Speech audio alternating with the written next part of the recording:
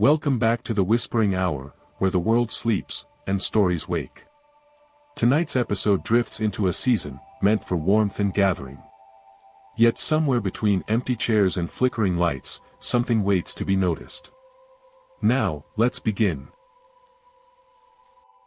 I didn't mean to be late that year, but the road had a way of stretching itself, when you weren't paying attention, turning 20 minutes into something longer without ever announcing the change.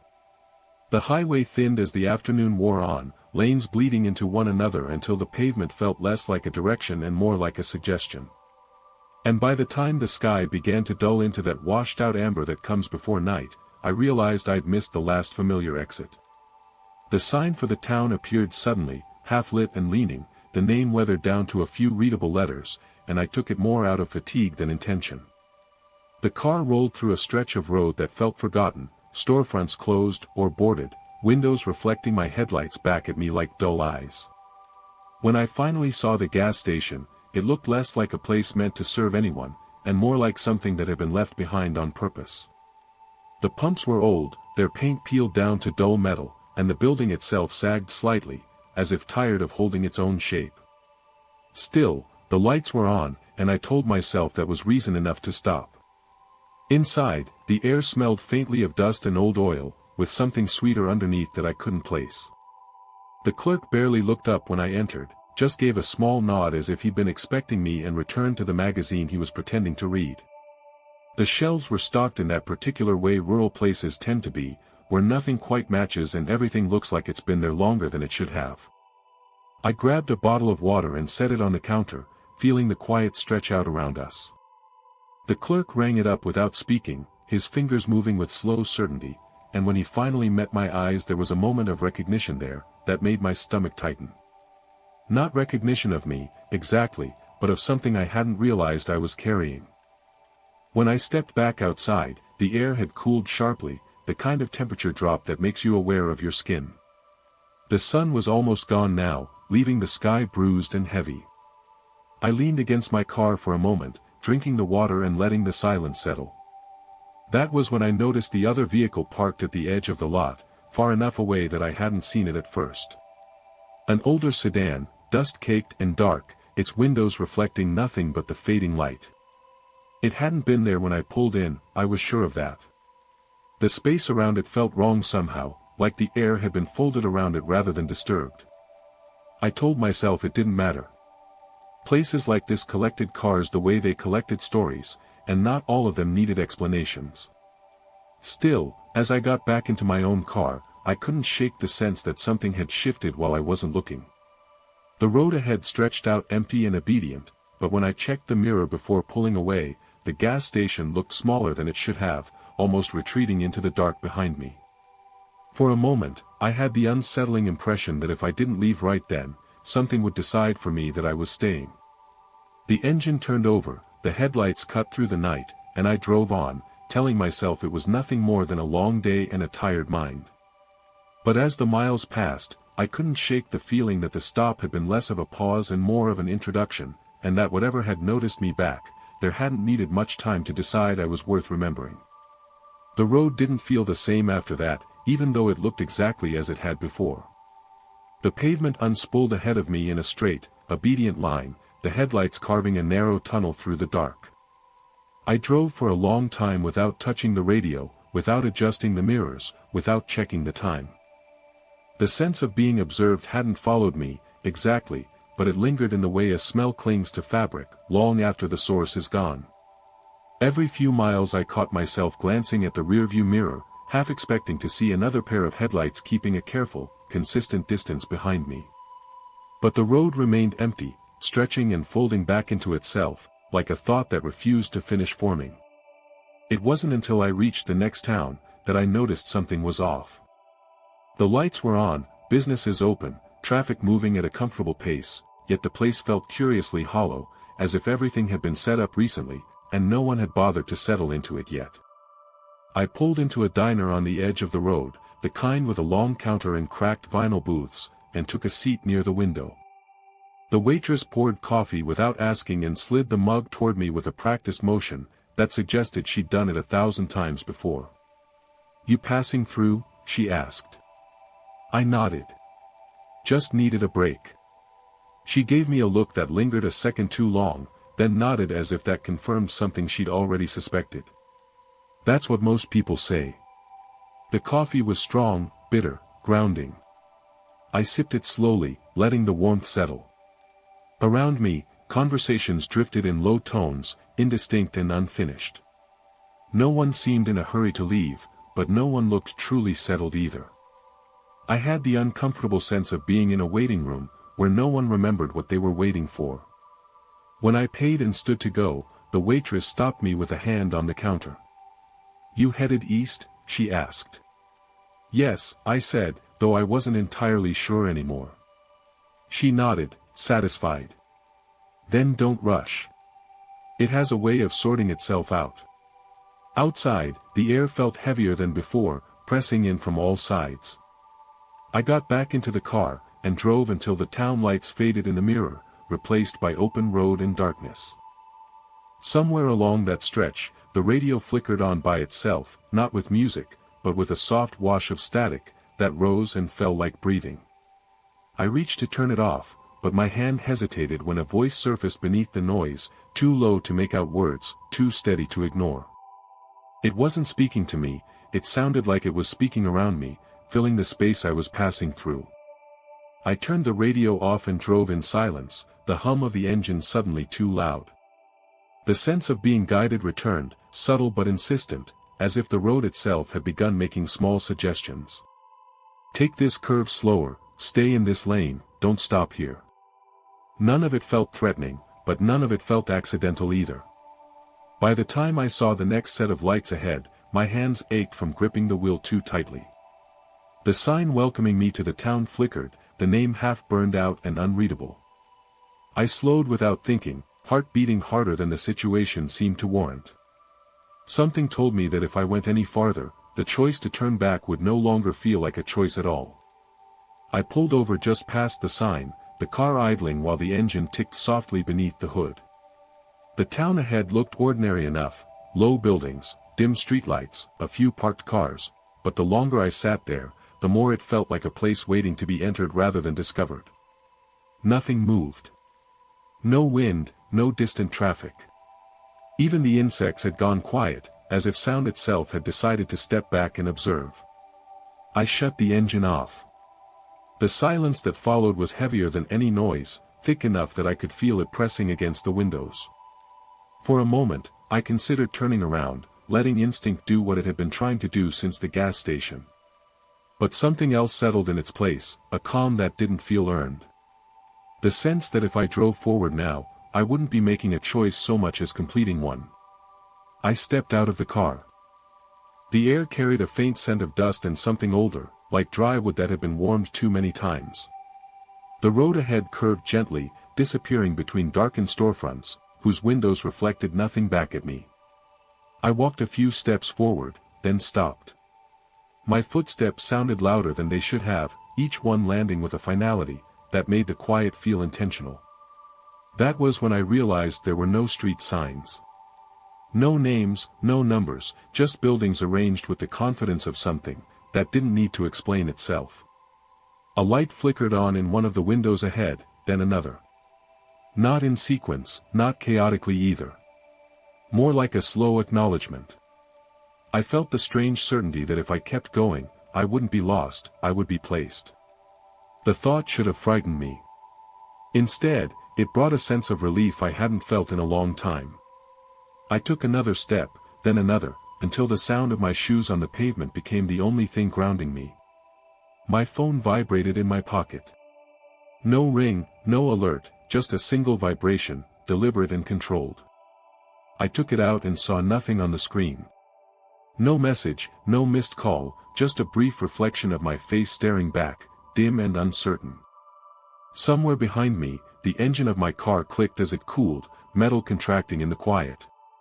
The sound felt distant already, like something that belonged to a different version of the night. I understood then what the place was offering. Not a destination, not shelter or safety, but permission. Permission to stop deciding, to let the road narrow, until there was only one direction left, and to follow it without resistance. I took one more step forward. The streetlights brightened in response, not all at once, but in a slow progression that moved ahead of me, lighting the path just far enough to continue. Behind me, the darkness closed gently, erasing the way back without urgency or malice. For a moment, I considered turning around anyway, testing whether the road would still allow it. But the idea felt unnecessary. Somewhere behind the glow of the lights, the gas station, the highway, and the version of myself that had hesitated, all faded into something distant and unimportant. I walked on, not because I was forced to, but because the world ahead no longer asked me to choose. And that, more than anything else, felt like the real beginning. I didn't expect anything unusual when I turned off the highway that evening. The drive had been long and dull, the kind that stretches on without offering much to remember, and by the time I reached my sister's neighborhood, the sky had already settled into that low, heavy shade that makes everything feel slightly unreal. Houses sat close together, their windows glowing softly, and for a moment I felt the quiet relief that comes with arriving somewhere familiar after too many miles alone. Her place looked the same as always. The porch light was on, the curtains half drawn, the faint sound of movement inside carrying through the door. I parked along the curb and sat there for a moment longer than necessary, finishing the last of my thoughts before stepping out. It was only when I reached the front steps that I noticed how still everything felt. No distant television noise from nearby houses, no muffled conversations, just the hum of electricity, and the muted scrape of my shoes on concrete. She opened the door before I knocked. "You're late," she said, not unkindly. I apologized and stepped inside. The familiar warmth of the house settling around me. The smell of food was thick in the air, heavier than usual, as if everything had been cooking longer than planned. The table was already set, plates arranged carefully, glasses filled to identical levels. It struck me as overly precise, but I told myself that was just how she liked things. We moved into the dining room together. Other family members were already there, seated, talking quietly among themselves. I recognized every face, every voice, yet something about the arrangement made my chest tighten. The table felt full in a way that didn't match the number of people present. I counted the chairs, there were too many. I hesitated, standing just inside the room, and felt the faintest sense of embarrassment, as if I'd forgotten my place. My sister glanced up at me, her expression neutral. "Sit," she said. "You're blocking the doorway." I looked around again. One chair, positioned slightly apart from the others, stood empty. It wasn't pulled out, but it also wasn't tucked in. It felt reserved, waiting for someone who hadn't arrived yet. "That one?" I asked. She frowned, following my gaze. "What one?" I didn't answer. I stepped around the table and sat where she indicated. As soon as I did, conversation resumed, flowing easily as if it had never paused. Plates were passed, food was served. Someone laughed at something I hadn't heard. I tried to focus on the meal, but a strange tension settled over me. Every so often, someone's eyes would flick toward the empty space across the table, then quickly away, as if acknowledging it directly might cause some kind of mistake. No one mentioned it, no one even seemed fully aware of it. Halfway through dinner, my uncle began to speak, then stopped abruptly. He cleared his throat and stared down at his plate, confusion passing briefly over his face before smoothing out. "Sorry," he muttered, and the conversation moved on. I sat there, listening, feeling the weight of something unspoken pressing against the room. It wasn't fear exactly, it was recognition, the sense that this moment had happened before, or was meant to happen again. When I finally looked directly at the empty chair, my stomach tightened. It wasn't empty anymore, someone was sitting there, not clearly, not fully, but enough that the space felt occupied. A suggestion of shoulders. The impression of someone leaning back, comfortable, familiar. No one else reacted, no one looked. I forced myself to blink, to look away and then back again. The chair was empty. My pulse quickened. The conversation continued around me, smooth and uninterrupted, as if nothing unusual had occurred. The normality of it all made the moment feel unreal, like a memory replaying itself slightly out of sync. I stood up abruptly, mumbling an excuse about needing air.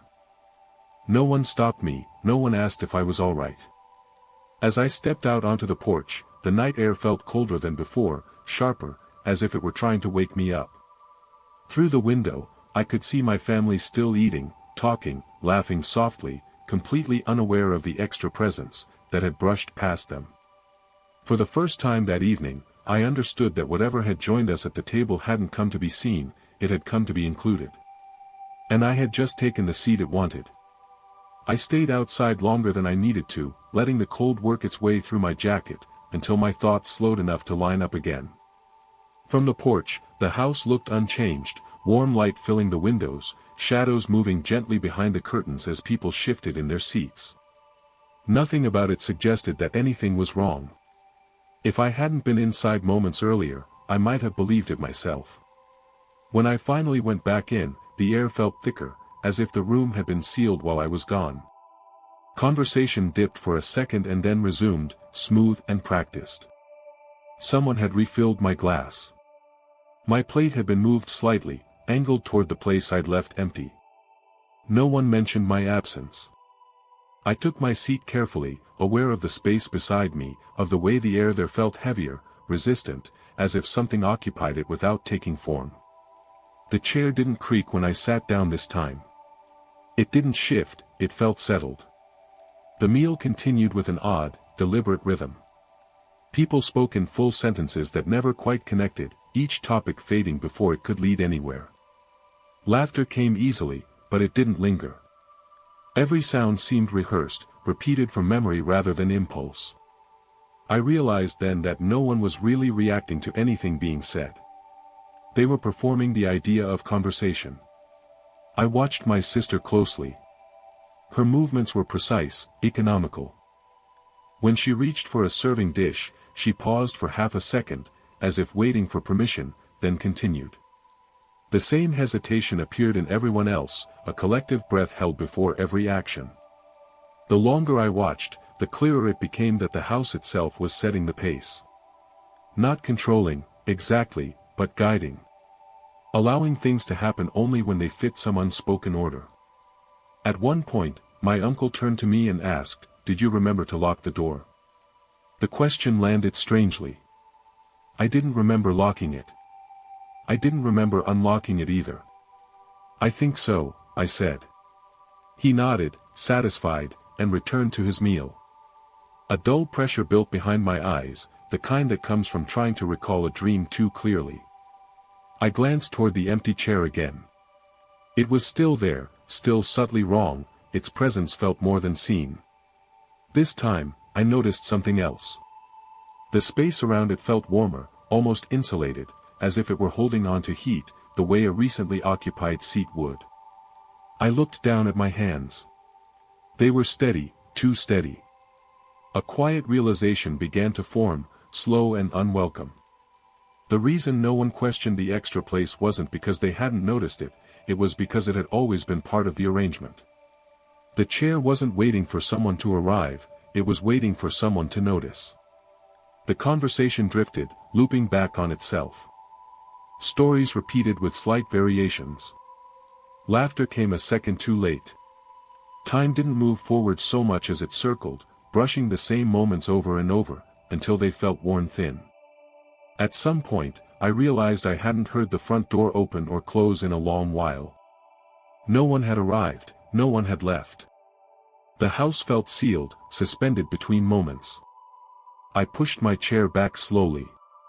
The sound cut through the room, sharp and out of place. Every head turned toward me at once. "I need some air," I said. No one argued. No one offered to come with me. They simply watched as I stood and moved toward the hallway, their expressions unreadable but attentive, like an audience waiting for a cue.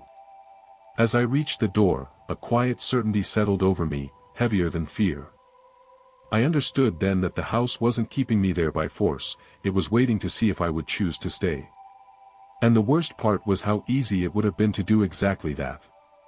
I stood there longer than I meant to, my hand resting on the back of the chair as if it might steady me.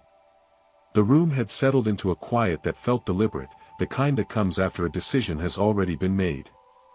No one spoke, no one moved. The soft hum of the lights filled the space between breaths, steady and patient. I realized then that no one was waiting for me to leave, they were waiting to see what I would do next. I looked at my sister first. Her eyes met mine briefly, then slid away, her expression calm in a way that felt practiced. She wasn't avoiding me out of discomfort, she was allowing me space, the way you do when someone needs to come to a conclusion on their own.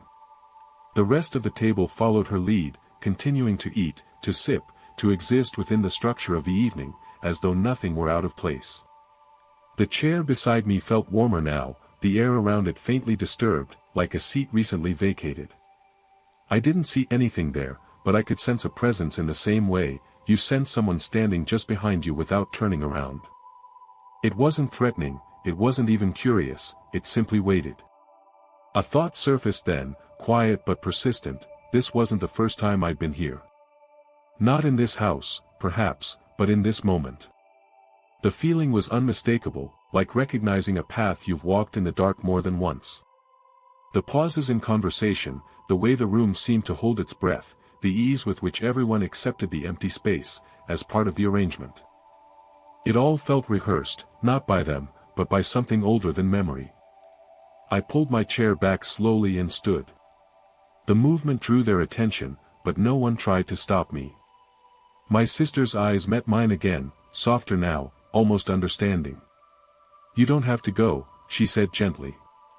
The words weren't an invitation, they were an acknowledgement. I looked around the table one last time. At the familiar faces, at the plates scraped clean, at the empty chair that felt fuller than any of the others. Something in me knew that if I sat back down, the evening would continue exactly as it always had. Conversation would drift, time would blur, and eventually, I would forget that I had ever considered leaving. That was the real danger. I stepped back instead. The room seemed to exhale, a subtle release of tension that passed through the walls, and into the floorboards. For a brief moment, the light dimmed, then steadied. No one followed me as I walked toward the door. When I opened it, the night air rushed in, cold and sharp, cutting through the warmth behind me. I paused on the threshold, listening. The house was quiet now, not silent but contained, as if everything inside had settled back into place. I didn't look back when I stepped outside. The porch light flickered once, then steadied. The door closed softly behind me, not shut, just closed enough to suggest finality. As I walked toward my car, the sense of being watched returned, but it no longer felt curious, it felt patient. I drove away slowly, resisting the urge to look in the rearview mirror. The road unfolded ahead of me, empty and dark, carrying me forward without resistance. Somewhere behind me, the house remained exactly as it was meant to be, waiting for the next person, who would feel the pull to sit down, to stay, to fill the space that was never meant to stay empty for long. And as the distance grew, I understood something with quiet certainty.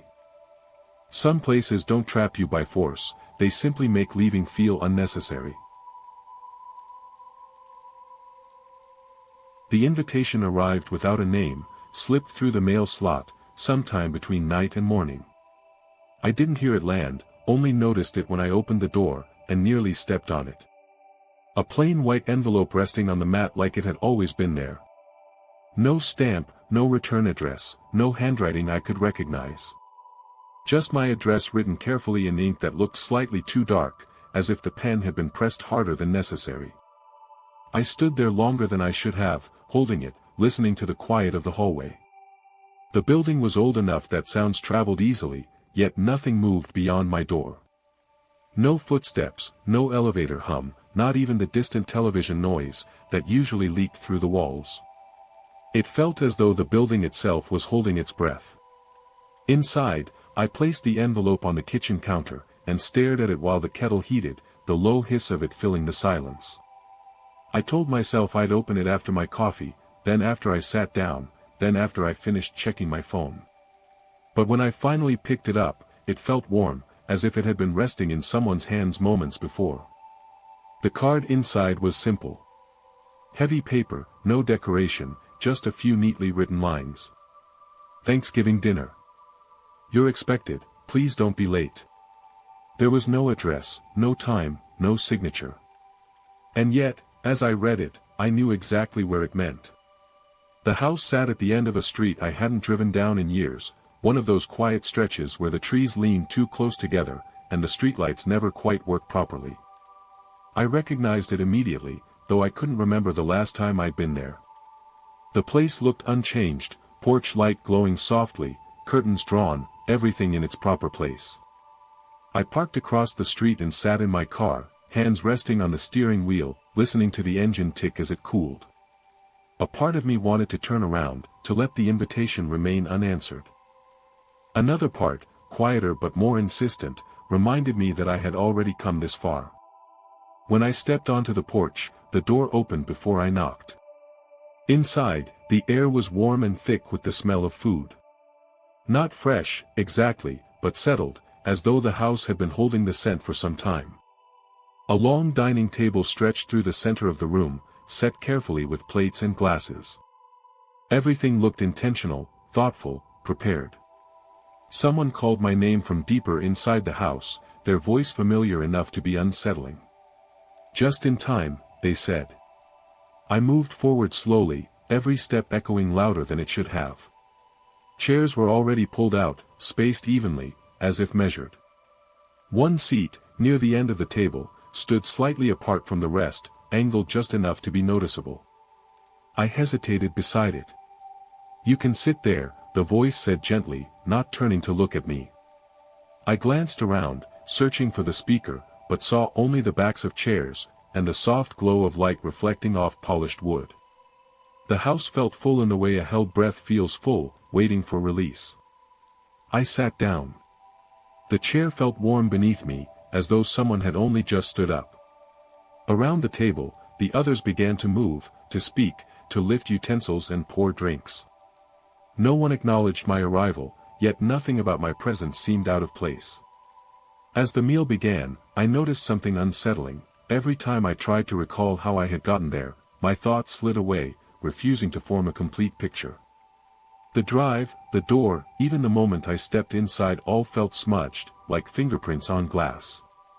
The conversation flowed around me, polite and measured. Names were spoken, but none of them stuck. Faces blurred slightly at the edges when I tried to focus too hard. It was as though the room itself resisted being fully seen. Halfway through the meal, I realized I hadn't been asked a single question. No one wanted to know where I'd been, or how I was doing, or how long I planned to stay. I was present, acknowledged, and yet not required to contribute anything at all. The realization settled heavily in my chest. I wasn't a guest, I was filling a space.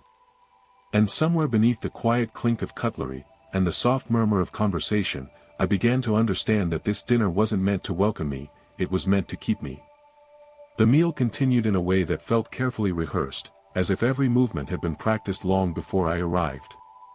Plates shifted, glasses were refilled, and quiet conversations drifted from one end of the table to the other, without ever crossing paths.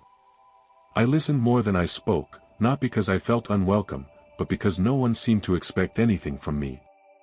It was as if my presence had already been accounted for, my role filled before I'd even sat down.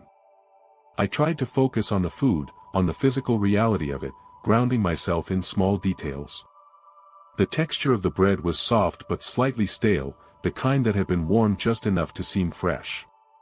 The meat was tender, seasoned carefully, familiar in a way that suggested repetition rather than effort. Someone had cooked this meal many times before. Not for this group exactly, but for moments like this. Conversation moved in gentle loops.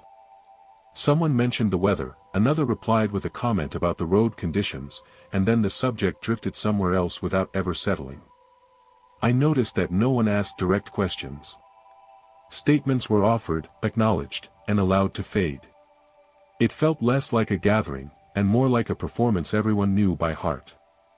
At some point, I realized that no one was eating very much. Forks lifted, paused, then lowered again. Glasses were raised, sipped from, set down in the same spot. It was the appearance of a meal rather than the act of sharing one.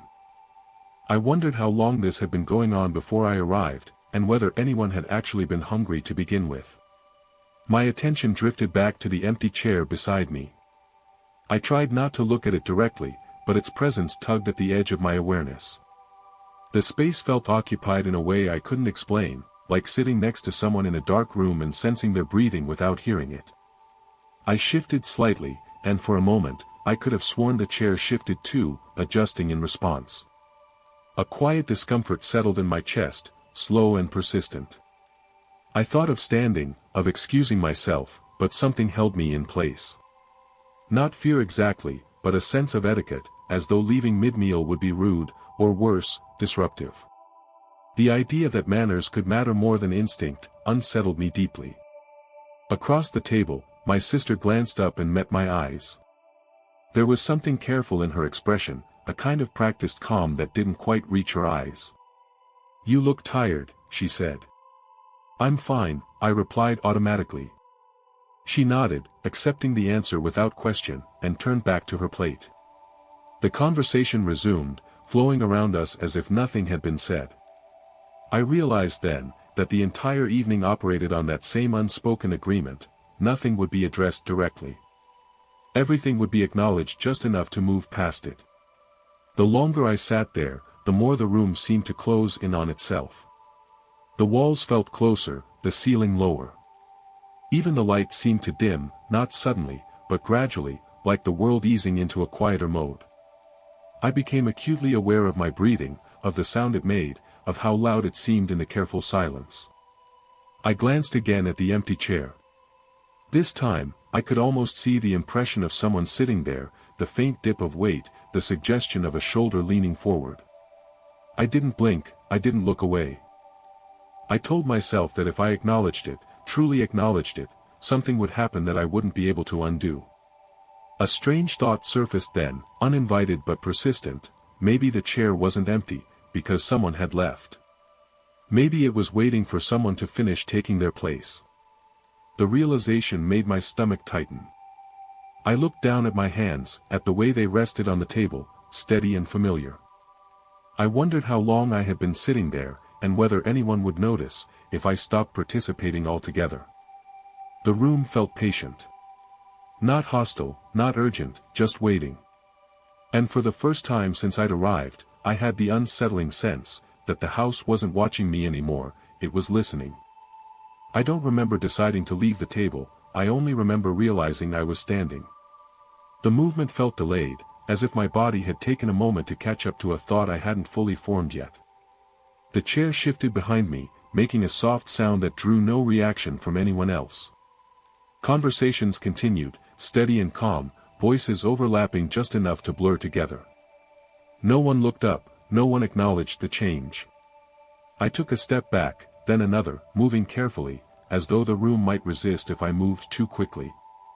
The space between the table and the wall felt narrower than it had before, the air thicker, warmer.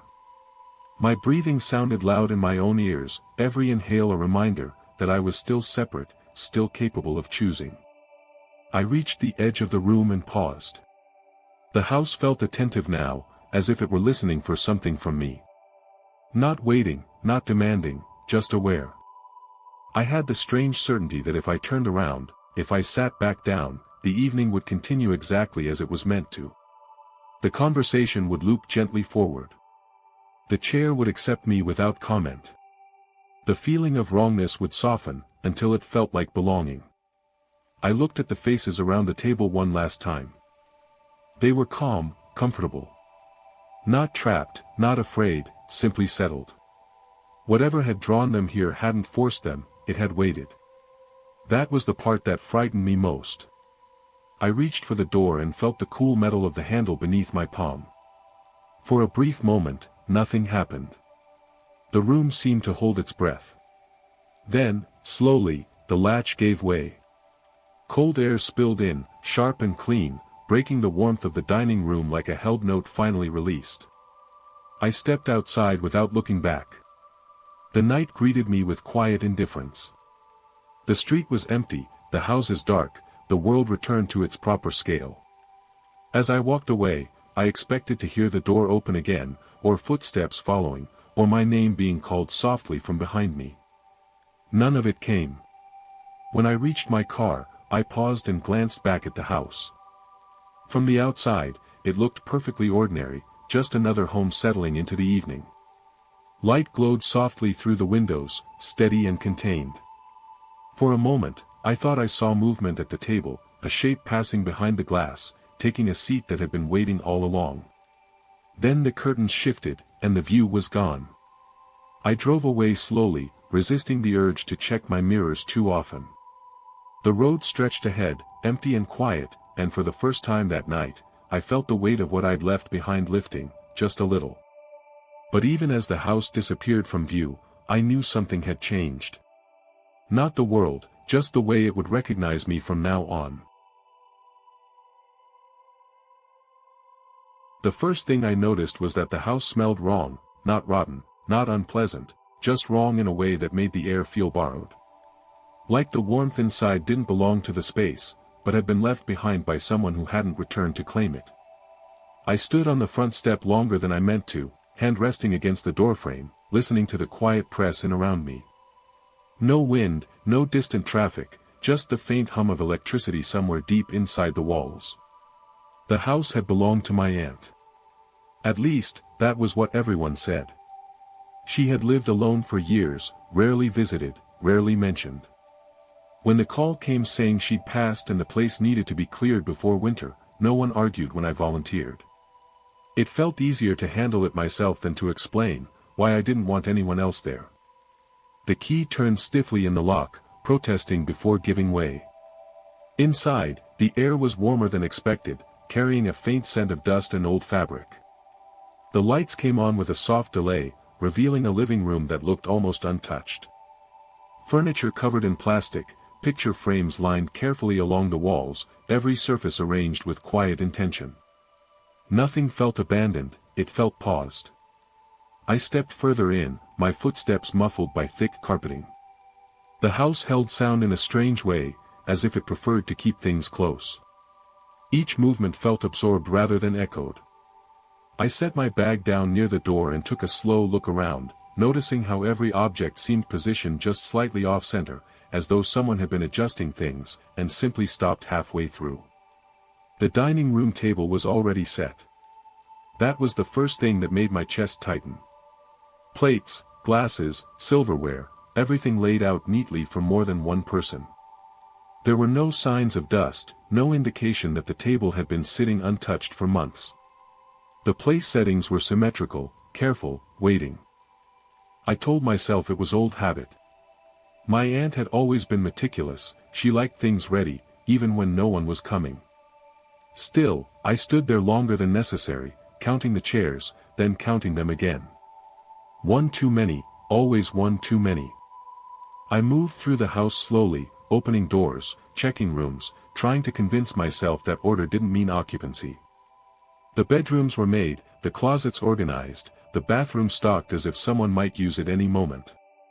Nothing felt abandoned, everything felt paused. In the kitchen, I noticed a faint warmth coming from the oven. Not hot, just warm enough to suggest it had been used recently. I opened it and found it empty, clean, the rack still holding the memory of heat. That was when the sense of being watched returned, not sharply, not threateningly, but with the same quiet certainty I'd felt earlier. The feeling that if I stayed still long enough, the house would remember something about me. I closed the oven and leaned against the counter, suddenly aware of how quiet it was. No clock ticking, no hum from the fridge, just a heavy, attentive silence. It occurred to me then, that I hadn't seen a single photograph of my aunt anywhere. No frames on the walls, no pictures on the shelves, nothing to prove she'd ever lived here at all. The realization sat heavily in my chest. I wasn't clearing out her house, I was being invited into it. And whatever still lived here wasn't finished with the idea of company. I didn't leave right away. Something about the house made movement feel unnecessary, as if it preferred stillness and would notice any attempt to break it. I stood in the kitchen longer than I meant to, listening to the faint hum, that seemed to come from nowhere and everywhere at once. It wasn't mechanical, it wasn't electrical. It felt closer to breath, slow and patient, as though the house itself were resting. When I finally stepped away from the counter, the floorboards barely creaked. That should have comforted me, but instead it made the silence feel deliberate. I moved through the hallway toward the living room, aware of how evenly spaced the furniture was, how nothing appeared out of place despite the years that were supposed to have passed. Dust lay thin and undisturbed, yet the room didn't feel abandoned, it felt maintained. I paused in front of a small side table near the window. On it sat a folded cloth, neatly pressed, and beside it a single plate. No food, no utensils, just the plate, clean, waiting. My chest tightened. I told myself it was nothing, just someone's habit left behind, but the longer I stared, the more I had the unsettling sense that the placement had been intentional. Not forgotten, not random. I moved closer to the window. Outside, the yard stretched out into late afternoon light, long shadows cutting across the grass. The trees stood perfectly still, their branches unmoving despite the faint breeze I could feel against the glass. It was as if the world beyond the house was hesitating, giving the inside its moment. I turned back toward the hallway, and nearly collided with a shape standing there. My breath caught hard in my throat. For a second, I couldn't process what I was seeing. A figure stood at the end of the hall, half lit by the dim overhead bulb. It wasn't fully formed, not sharp enough to be mistaken for a person, but not vague enough to ignore either. It had the suggestion of shoulders, of posture, of someone waiting politely. I blinked. The hallway was empty. No sound followed, no retreating footsteps, just the quiet press of the house around me, as though it had collectively decided to pretend nothing had happened. My pulse took longer than it should have to slow. I told myself it was exhaustion, nerves, the after-effect of a long drive and a strange day. The kind of tricks the mind plays, when it's looking for meaning where there is none. But I couldn't shake the feeling that I had interrupted something. I moved toward the dining room again, drawn by the same subtle pull I'd felt earlier. The table was unchanged, still set with too many places, still waiting. One chair stood slightly farther back than the others, angled just enough to suggest it had been used recently. I reached out and touched the back of it. The wood was warm. Not warm from sunlight or heat, but from contact, recent contact. My fingers tingled as I pulled my hand away. The air felt thicker now, charged in a way that made my skin prickle. The house wasn't cold or hostile, it felt attentive, as though it had been watching my reactions and adjusting accordingly. A realization settled in, slow and unwelcome. This place didn't want me gone, it wanted me to stay long enough to settle in.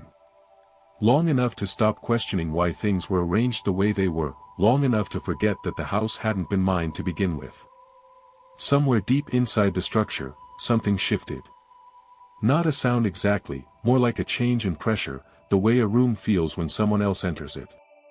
I stood there, hands still hovering above the back of the chair, and understood with a quiet certainty that this house had not been waiting for a visitor. It had been waiting for a resident.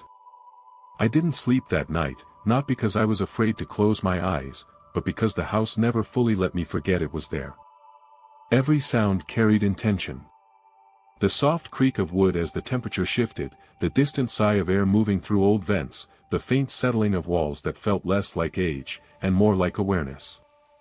I lay on the bed staring at the ceiling, listening, waiting for something I couldn't name. At some point, I realized the silence had changed. It wasn't empty anymore, it had weight, like a held breath. When I finally sat up, the room was darker than it should have been. The faint glow from the streetlight outside barely reached the window, as if something were blocking it. I swung my legs over the side of the bed and stood, the floor cool beneath my feet. The house felt closer now, tighter, as if the walls had shifted inward while I slept. I stepped into the hallway and stopped. Every door was open. The rooms beyond were dim, but not dark. I could see just enough to know, they were no longer exactly the same as before. Furniture sat at slightly different angles. Objects I didn't remember seeing rested on tables and shelves, placed with quiet intention. Nothing was chaotic. Everything felt curated. Down the hall, the dining room light was on. I moved toward it slowly, my steps muted by the thick carpet. The table was set again, more carefully this time. Each place setting was perfect, aligned with precise symmetry, and now, there was no extra chair, instead, every seat was filled. I stopped in the doorway, heart thudding. The figures seated around the table were still, their faces turned slightly toward the center, hands folded or resting calmly at their sides. They looked like people I might know. Not exactly, but close enough that my mind tried to assign names to them. At the head of the table sat an empty chair. It took me a moment to realize it was mine. The air felt dense as I stepped forward, every instinct screaming to turn back, but the pull was gentle, persuasive. I wasn't being forced, I was being invited to complete something that had already begun. When I reached the chair, the room seemed to breathe out. I sat. The moment I did, the house settled. A warmth spread through the floor, through the walls, through me. The sense of being watched faded, replaced by a strange, quiet belonging. Whatever tension had filled the space dissolved, replaced by something almost like relief. The figures around the table turned toward me. Their faces were calm, familiar in a way that made my chest ache. Not because I recognized them, but because they recognized me. I tried to speak, to ask what this place was, what it wanted, but the words felt unnecessary. I already understood, this wasn't a trap, it was a continuation. The house didn't take people, it kept them, the way memories keep moments from slipping away. It gathered those who lingered too long between leaving and staying, who hovered at the edges of their own lives, unsure of where they belonged. The table was not a prison, it was a threshold, and I had crossed it willingly. Somewhere far away, a door closed softly. The sound wasn't meant for me, it was meant to let the house know, it had one more place filled. I didn't plan on staying the night. That was the first lie I told myself, and like most of the others, it came easily enough to believe for a while. The drive had taken longer than expected, the kind of slow, grinding stretch where the road feels endless, and the sky seems to darken faster than it should. By the time I reached the outskirts of town, the last of the daylight had thinned into something gray and uncertain, and the familiar landmarks I remembered from years ago felt slightly misplaced, as if they had shifted while I wasn't looking. The GPS stopped responding a few miles out, the screen freezing on a half-loaded map before going black entirely. I didn't bother restarting it, I already knew where I was going, or at least I thought I did. The house sat at the end of a narrow street, that curved just enough to hide it until the last moment. A single porch light burned steadily, not bright, not dim, just present. It wasn't the kind of place that looked abandoned, but it wasn't welcoming either. It looked prepared, as if it had been waiting without impatience. I parked along the curb and stayed in the car longer than necessary, listening to the engine tick as it cooled. The air outside felt heavier than it should have, thick with the scent of damp leaves and old wood. When I finally stepped out, the sound of the door closing behind me echoed longer than it should have, carrying down the empty street, and fading only after it had made its point. The front door was unlocked. I noticed that immediately, though I couldn't say why it unsettled me. The house belonged to a distant relative I barely remembered, someone whose name had come up only once or twice in family conversations, always followed by a pause and a change of subject. When the message came saying the place needed to be checked on before winter, no one argued when I said I would handle it. They sounded relieved, if anything. Inside, the air was cool and stale, touched with the faint smell of old wood and something sweeter underneath, like dried fruit or dust that had learned how to linger. The lights came on easily, revealing a living room that looked too orderly for a place that was supposedly unoccupied. Furniture was arranged with care. No dust on the surfaces, no signs of recent disturbance, and yet everything felt used. I set my bag down by the door and took a few steps inside. The floorboards didn't creak, they absorbed the sound of my movement, as if they were used to quiet footsteps. That should have comforted me, but instead it made the house feel attentive.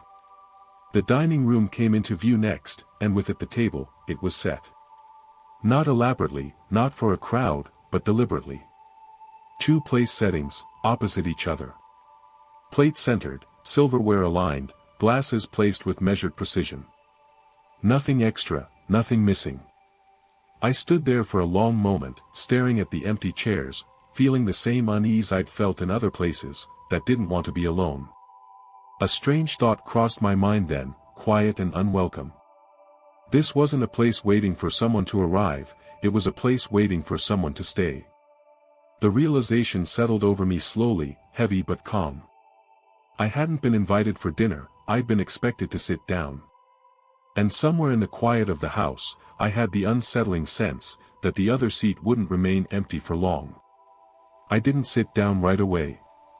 The chair across from me looked too intentional, angled slightly inward, as if someone had pushed it back only moments ago. The room felt settled, finished, like the final touch had already been added, and all that remained was for the scene to play out. I stood there, listening to the quiet, trying to convince myself that the unease curling in my stomach was nothing more than nerves. The house breathed softly around me. Not in any way that could be traced to vents or wind, but with a slow, patient rhythm that seemed to move through the walls themselves. I became aware of it the way you notice someone standing too close behind you, not through sound, but through a shift in pressure. I moved toward the kitchen instead, needing distance from the table. The light there was warmer, softer, casting long shadows across the counters. Everything was clean, too clean. The kind of order that comes from being maintained, not abandoned. A dish towel hung neatly from the oven handle, still folded the way someone would leave it after finishing a task. I opened a cabinet at random. Inside were plates stacked in careful rows, all identical. No mismatched sets, no chipped edges. Each one looked unused, untouched by time. When I closed the door, the quiet felt heavier, as though the house had taken note of the interruption. A faint sound drifted in from the dining room. It wasn't loud enough to identify, but it carried rhythm, soft, repetitive, like the subtle scrape of a chair being adjusted inch by inch. I stood still, listening, my pulse loud in my ears. The sound stopped as soon as I focused on it, leaving behind a silence that pressed in from all sides. I told myself not to look, I went back anyway. The table was unchanged. 2 place settings, 2 chairs. The air felt thicker than before, almost warm around the empty seat. I reached out, hesitated, then touched the back of the chair. It was warm. Not just room temperature, but warm in the way something becomes after being used. I pulled my hand back, heart quickening, and for the first time since arriving, the thought crossed my mind that I might not be alone. I tried the front door. It opened easily, but the sight beyond it stopped me cold. The street outside looked wrong. The houses were still there, but the distance between them felt stretched, as though the road had grown longer without adding space. The streetlights glowed too softly, their light falling short of where it should have reached. I took one step onto the porch and felt a resistance, subtle but unmistakable, like walking into a strong wind you can't see. The house didn't push me back, it simply didn't let me move forward. Behind me, the air shifted. I didn't turn around, I didn't need to. I knew, with quiet certainty, that someone was standing just inside the doorway, close enough that I could feel the warmth of them against my back. Not touching, not breathing, just present. A voice spoke, low and calm, not from behind me but from all around, as if the walls themselves had learned how to speak. You don't have to go yet. The words weren't a command, they weren't even a request, they were a statement of fact. I closed my eyes, and for a moment, I considered what it would be like to agree.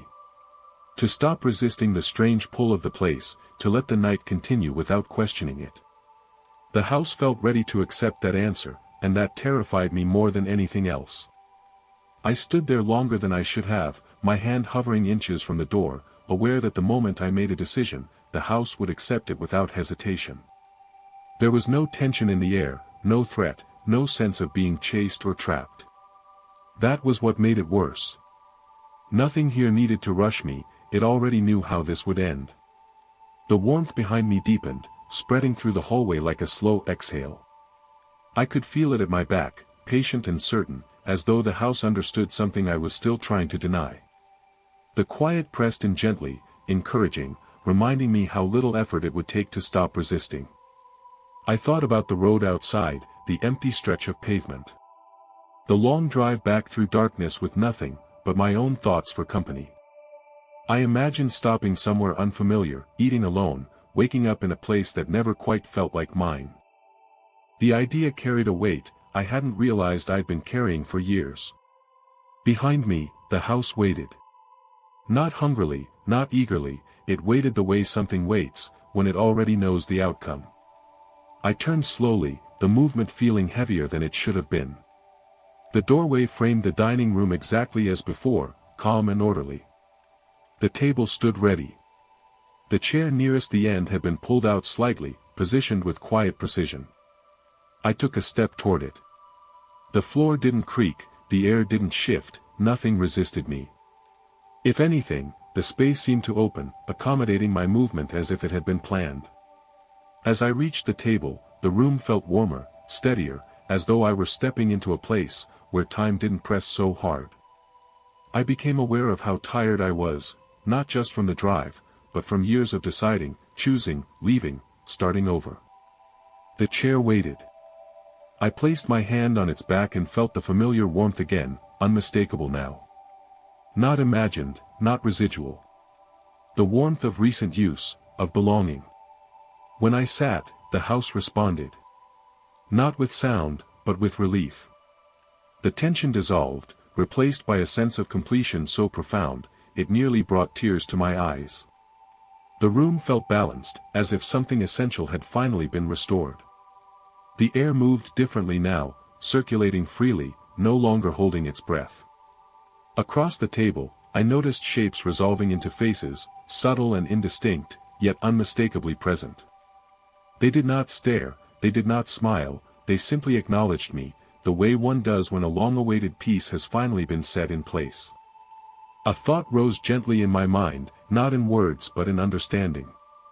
This was not a trap, it was a home for things that had nowhere else to settle. For people who had paused too long between leaving and staying. For moments that never found their ending. I felt the weight of the outside world loosen its grip. The constant pull to move on, to decide, to choose a direction, faded until it was nothing more than a distant echo. The house did not close in around me, it simply held. And in that stillness, as the last of the night slipped quietly past the windows, I realized something that felt both comforting and final. I had not been taken, I had arrived. I didn't realize the house was occupied, until I noticed the lights changing. It wasn't dramatic, no sudden glow, no shadows passing windows, just a soft shift, the kind you'd miss if you weren't paying attention. One moment the living room was dim, lit only by the fading evening outside, and the next there was a warmer tone layered beneath it, like someone had adjusted a lamp in another room. I stood in the doorway longer than I meant to, key still in my hand. The house had been empty for months, or at least that's what I'd been told. It had belonged to a distant relative I barely remembered, someone whose name came up only when paperwork needed to be signed or decisions avoided. When the responsibility of checking on the place fell to me, it felt more like an errand than anything else. The door had been unlocked. That should have been the first sign, but I brushed it off. Old houses settle, locks stick, people forget things. I told myself all of that as I stepped inside, and closed the door behind me. The air was warmer than it should have been, carrying the faint smell of cooked food that hadn't been aired out properly. Not spoiled, just lingering. As though a meal had ended recently, but no one had bothered to clean up yet. I stood still, letting my eyes adjust, taking in the quiet order of the space. The furniture was arranged carefully, not in the way someone lives, but in the way someone prepares for company. Chairs aligned, curtains drawn evenly. Nothing out of place, and yet nothing personal either. It felt like a stage, waiting for the actors to arrive. I took a few steps forward, my shoes barely making a sound against the floor. The silence was dense, not empty. I could feel it pressing back, as if the house were listening as closely as I was. The dining room light was on, I hadn't turned it on. I stood at the threshold, staring at the table. It was set for dinner, plates, glasses, utensils laid out with care. Not extravagantly, just deliberately. There were 4 place settings. I counted them once, then again, because my mind insisted I must be wrong. I was alone. The realization didn't bring panic, just a slow tightening in my chest. A sense that something about this arrangement was intentional, even considerate. Like the house had prepared for guests, and I was merely the first to arrive. A faint sound drifted from deeper inside the house. Not footsteps, not voices, something softer.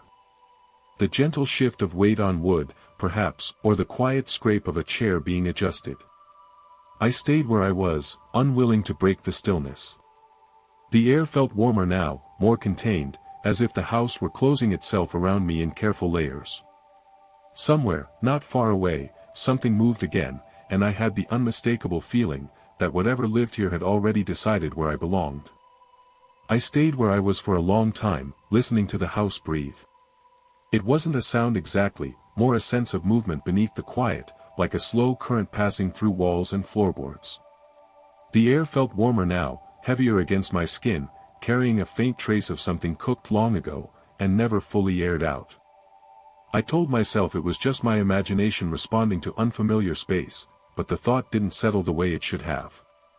The dining room drew me in again, not with urgency, but with the same calm inevitability as gravity. Each step toward it felt less like a choice, and more like compliance. When I reached the table, I noticed that one of the chairs had been pulled back slightly, angled as if someone had risen from it, and simply forgotten to push it in. I circled the table slowly. The place settings were identical, same plates, same cutlery, same faint marks where hands had once rested. There was no dust, no sign of neglect. Whatever had happened here had been preserved carefully, as though the room itself refused to let the moment pass. I reached out and touched the back of one chair. It was warm. Not warm from sunlight or a heater, but from recent use. My fingers lingered there, unsure whether to pull away or stay, and in that hesitation I felt something shift, subtle but undeniable.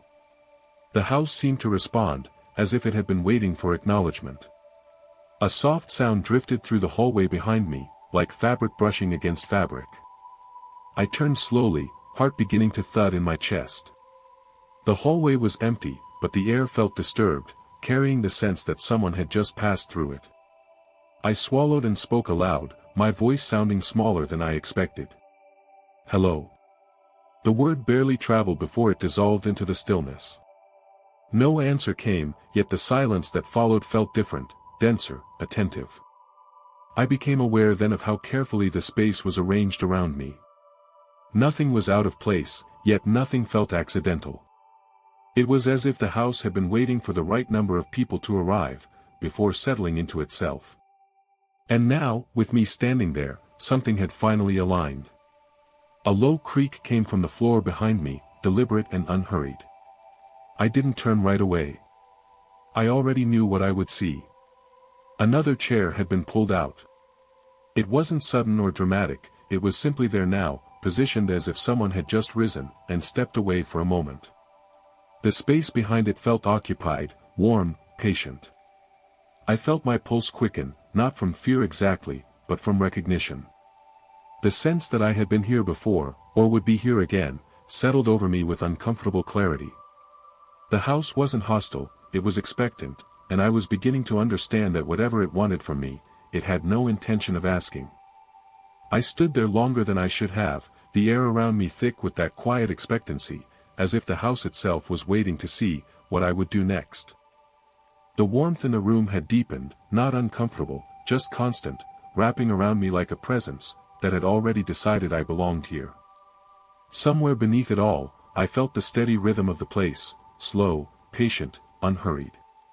The chair across from me shifted again, barely perceptible, the faint scrape of wood against floor echoing too loudly in the stillness. I didn't look at it right away. I already knew what I would see. Instead, I closed my eyes and listened. The house breathed. The walls held their quiet. Nothing rushed me, nothing threatened me. That was the most unsettling part of all. When I finally looked, the chair was no longer empty. It wasn't fully occupied either, not in any way that made sense. There was no face, no clear shape, just the suggestion of someone being there, a distortion in the air, a weight pressing gently into the seat, as if an outline had been traced and left behind. The impression was subtle, almost polite, as though whatever had taken that place was careful not to intrude. I should have stepped back. I should have left while the door was still within reach. Instead, I felt myself sit down across from it. My movement slow and deliberate, like I was following instructions, written somewhere just beneath my thoughts. The moment I sat, the house seemed to exhale. A warmth spread through the room, not the comforting kind, but the sort that settles in when something has been completed. The tension that had clung to the walls eased, replaced by a stillness so deep it felt ceremonial. I realized then that nothing had been trying to trap me. The house hadn't lured me or deceived me, it had simply been waiting for someone willing to stay. Around the table, faint shapes began to form, not faces, not bodies, but suggestions of presence, the memory of people who had once sat there and never fully left. They weren't watching me, they weren't judging, they were simply there, existing in quiet acknowledgement. Understanding came slowly, heavy and calm. This place didn't take people by force, it gathered them. It offered a pause from motion, from decision, from the constant pull of elsewhere. For those tired of choosing, of leaving, of moving on, it offered rest. I felt the last of my resistance loosen, not as surrender but as acceptance. The tension I'd carried for years, the constant forward pressure of life beyond these walls, faded into something manageable, almost gentle. Somewhere beyond the house, night deepened, roads emptied, time moved on without me. Inside, the table felt complete. The warmth settled into my bones, and the sense of being watched faded into something quieter, something closer to belonging. I no longer felt the need to leave, or even to remember why I had come.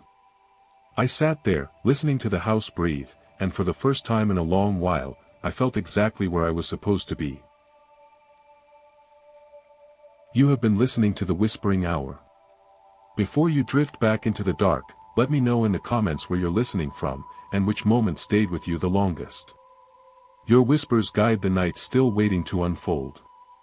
Sleep well, if you can.